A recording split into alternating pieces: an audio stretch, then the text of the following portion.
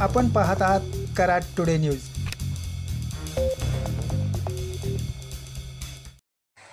महादेवी हत्तीनीला परत आणण्यासाठी कोल्हापुरात स्वाक्षरी अभियानांतर्गत 2,04,421 लोकांच्या स्वाक्षरी असलेले सर्व फॉर्म एकत्र करून आज सकाळी नांदणी मठाचे महास्वामीजी यांच्या हस्ते या स्वाक्षरी केलेल्या फॉर्मचे पूजन करण्यात आले। यावेळी आमदार ऋतुराज पाटील यांच्यासह मान्यवर उपस्थित होते। दुपारी रमणमळा पोस्ट ऑफिस कोल्हापूर येथून हे सर्व फॉर्म आमदार सतेज पाटील यांच्या उपस्थितीत राष्ट्रपती द्रौपदी मुर्मू यांना पाठवण्यात येणार आहेत।